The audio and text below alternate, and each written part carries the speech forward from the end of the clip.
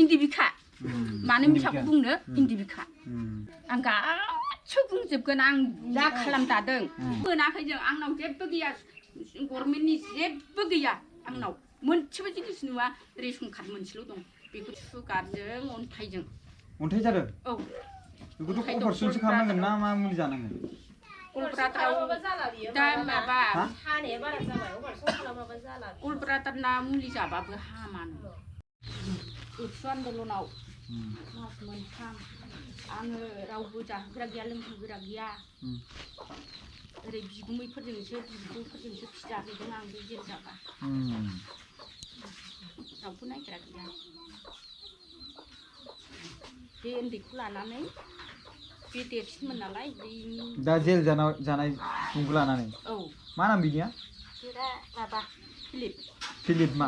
बसुमतारी मा गामि मोनलायो खामारपारा माबाया फिसा फिसा दतमा बे इउजिसारनि गामिजोंनो जाना फैदोंना जों दहाय औ ओरै नाहरबानो इउजिसारनि न'खौ नुगौमोन आरो खोन्थायासै नायो खिन्थायासै फाग्ला ओरै नायनांगौ बैयाव दा हाग्रामानि दालां दङ मोनसे सेमोन इलेक्सन जाबा दालां लुना होनाय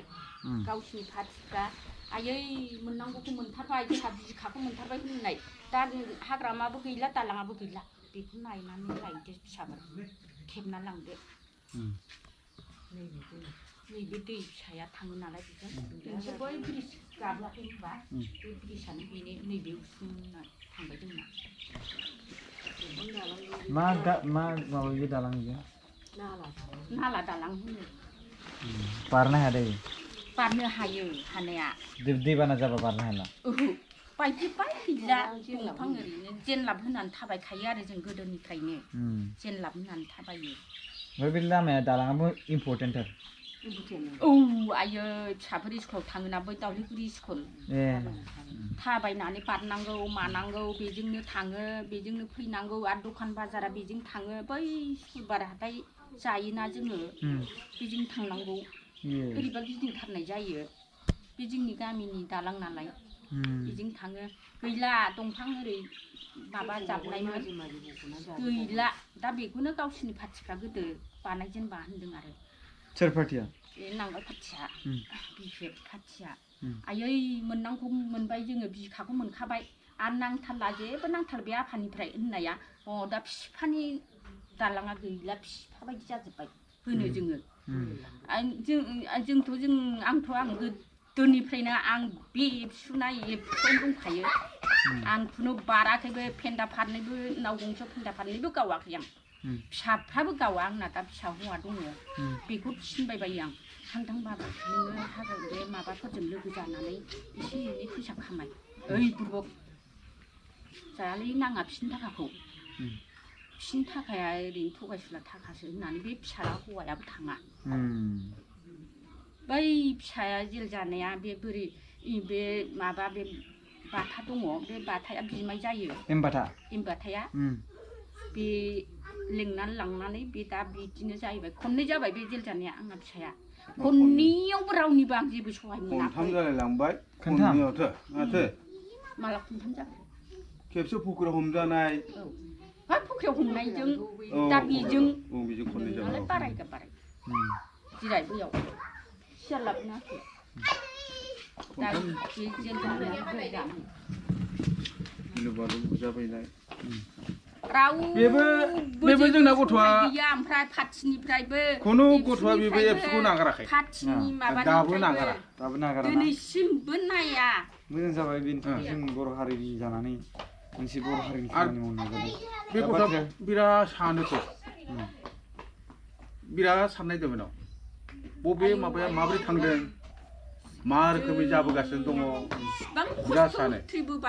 आरो बे आफादाव थांनानैबो बे मानि थाखाय मानसिया मालाया बिनि सिगां दङमोन बियो आफादाव थांनानै जोंखौ मानो भट मोनबोबाय थादों गोदोनिफ्रायनो गभर्नमेन्टआव जों अनसुंथाइ बिबाबो जों जेबो मोना बे नांगौआवल'सो जोंखौ बिफैनोसै जों होनोसै दा देरबाथाय गावसोर जानोसै दा जेबो मोनाखै जों आंनाव जेबो गैया गभर्नमेन्टनि जेबो गैया आंनाव मोनसेबो जिनिस नुवा रेशन कार्ड मोनसेल' दं बेखौ आं गासिबो बुंजोबगोन आं जा खालामदादों सोरजोंबा रुवाजों देजानो नागिरनाय सोरजोंबा सिखा खबायजों दानजानो नागिरनाय आंल' हारसिङै थादों बे गामियाव एबसुआ खिन्थु आंनि बिजावजालि बिदा फंबायफ्रा गासिबो नांगालजोबमोन आंल' माबानानै थादों आं जेबो गैया आं मोनफेराखै आरो आंनि बोराया जेल जादों आंनि बोराय जेल जानायावबो खुनु एबसु थेबसु लेनदेन गैया रावबो नायाखै आंनि बोरायखौबो दिनैसिमबो जेबो गैया आंहा थैलायलांसैसो आं जेबो गैया आरो दा नै दा आं बेमार गोदोसोनानै दं आं बेमारखौनो दिनै मा बेरामा जादों बेमारनानै दं आंना बेमारा बाबु आं गासिबो बुंजोबगोन आं जा खालामदादों सोरजोंबा रुवाजों देजानो नागिरनाय सोरजोंबा सिखा खबायजों दानजानो नागिरनाय आंल' हारसिङै थादों बे गामियाव एबसुआ खिन्थु आंनि बिजावजालि बिदा फंबायफ्रा गासिबो नांगालजोबमोन आंल' माबानानै थादों आं बै एबसु आन्दलननिफ्रायनो आंना बोरायाबो जेल जानांबाय आं बेसेबां खस्थ' रावबो जेबो होआखै आंनो रावबो बख'आखैबो आं खस्थ' खालामनानै आंनि बोराया बेनिफ्राय गनानै दानहा थानानै थाखाखौ सुजिहरबावदोंसो जेलाव थेवबो रावबो रायजोआ नायाखै आंखौ सरखारा रावबो सरखारानो नायाखै रावबो अनाखै जोंखौ रावबो नायाखै मा नायनो ना लामायाबो मोजां नङा माथो नोंसिना लामाबो मोजां नङा नङाबा 17 बोसोर गोजों बिफिबा सरखार सालायबाय गासिबो बिफेबजोबमोन रावबो लाबोनो हायासै लामाखौनो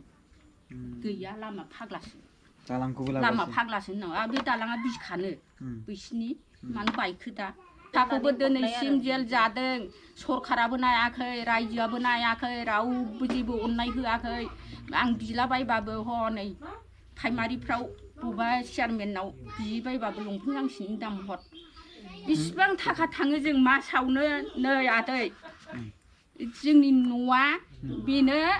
मास मोनब्रैजों मोनबाजों 10,000 5,000 बिदि बेंकआव सोना हरबाय थानांगौ मास मोनब्रैजोंनो औ सोरनो हरनांगौ ओमफ्राय फिसानो हरनांगौ जोंहा जेलाव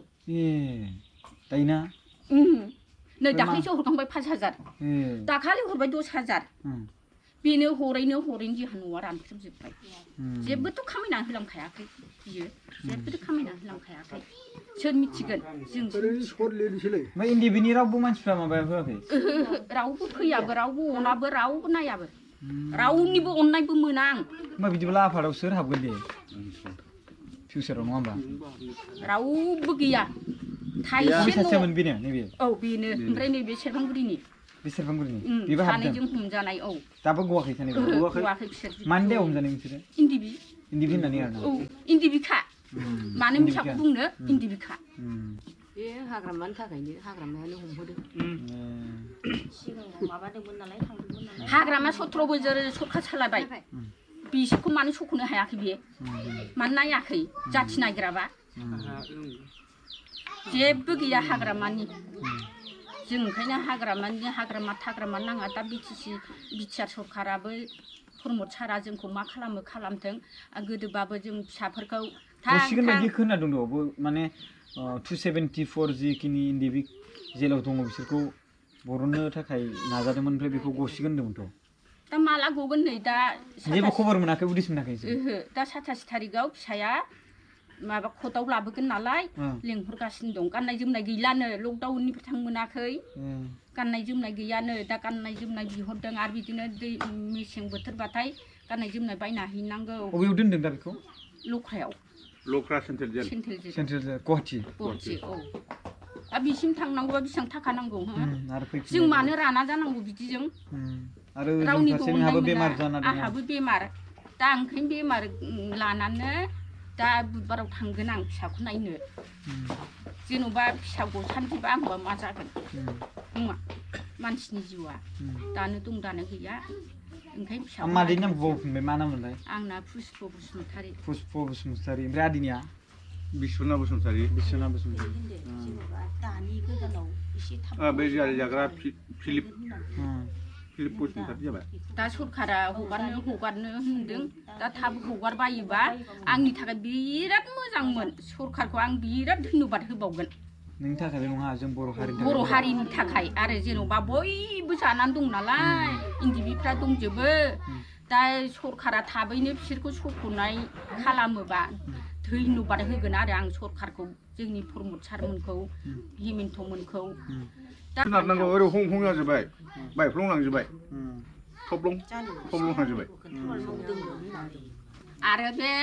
जोंनि बाहाय बिजादैनि आमोलाव बे दालाङा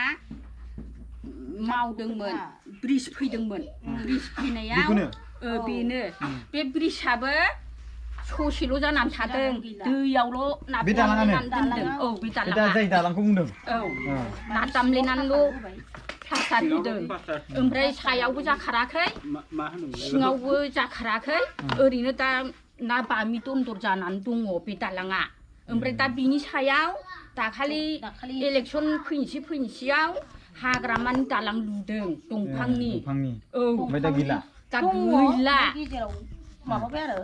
गब्लंजोब्बाय लहा हास' भाङा सिङानसो हरजोबफिनदों बै गावसिनि पार्टिया बिपि पार्टिफ्रा गावसिनि थाखाखौनो गावसोरा फानहरफिनदों लामाया गैला नालाय लामाय दालाङा जों खरगेसरमोन हनै बै थिंजायमोन न'आ मेम्बारा बेवहाय जाबाय जोंनिनो बिनि बिजादैया दा गैया बे दालां थांनानै आरो नै दा गोदान दालां दंफांनि हाग्रामा दालां बे गावसिनि पार्टिफ्रानो गावसिनो हास'दों गावसिनो लुदों गावसिनो फानजोबदों